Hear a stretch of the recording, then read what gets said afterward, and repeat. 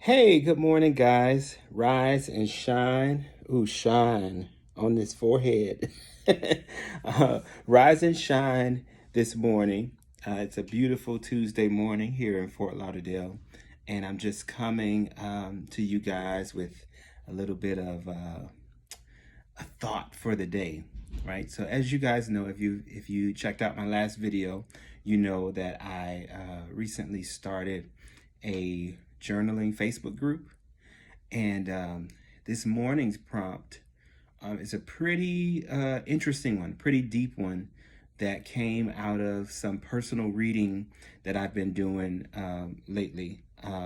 So, and it came out of a story that was told out of this biography that I'm reading, and it was so impactful that I wanted to kind of expand on it and to encourage anybody that's watching the video to check it out and to give it a try, give this prompt a try for today. So I'm reading Will Smith's autobiography, which is just titled Will. I'm not really reading it. I am listening to it on Audible. And it was recommended to me by a client. A client read it or listened to it and thought it was so impactful, and it covered so many of the topics that we often talk about in our sessions about just being men and navigating life as men. So I took the client's advice and downloaded the book. And for the last 2 days or so, off and on in between work and stuff, I've been listening to the book. Very well narrated, really good. You know, Will Smith is a great storyteller. But he talked about preparing for his role in the movie 6 Degrees of Separation.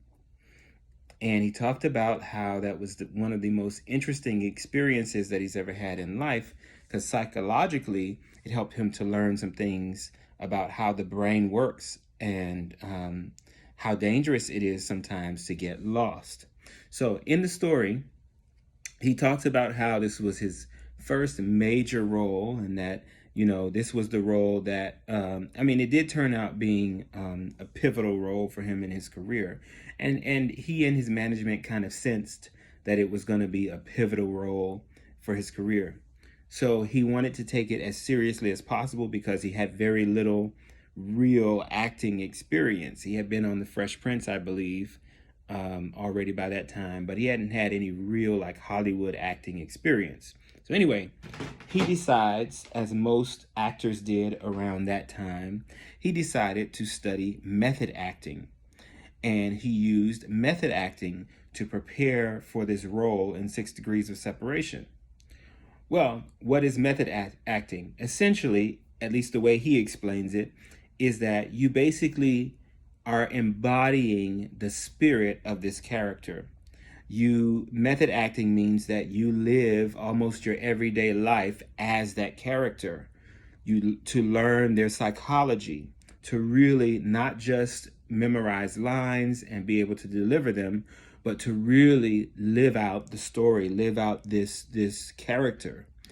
And so he talked about doing that and really embodying the character, and that's what really showed on screen.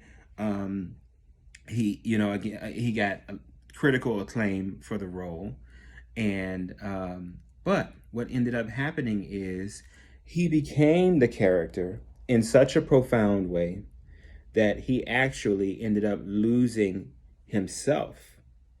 He became that role.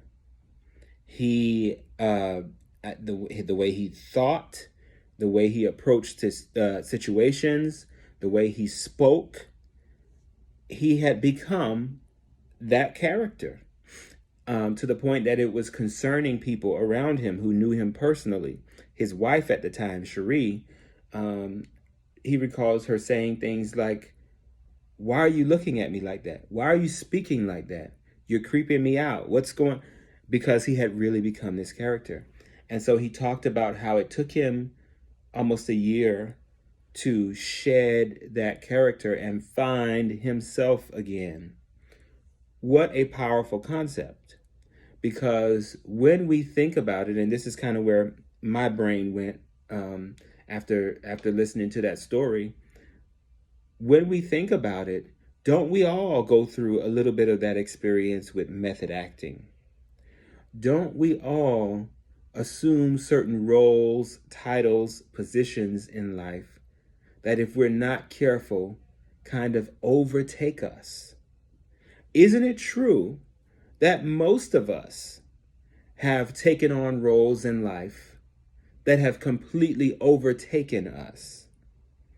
Isn't it true that we have sometimes gotten lost in the roles that we assume in life? The best example I could use of that is when you consider motherhood.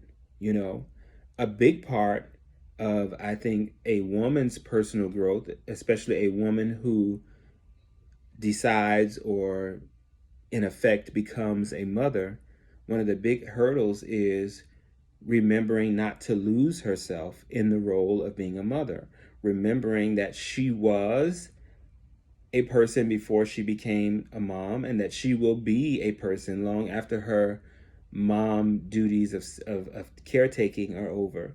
And so remembering to never lose that is super important. So it begs the question, because we all live our lives in roles and in titles and in positions. It begs the question, who are you really? Right? And I'll read out the actual prompt for this morning in the group. The prompt is, who are you really? Who are you without your titles, roles, and accomplishments? At your core, when all of your protective labels are stripped away, who are you? Pretty interesting question to ask. I want you to do some reflection on that. Do some reflection. Really, really answer that question for yourself and see what comes up. Again, this is not a substitute for a professional relationship with a therapist yourself.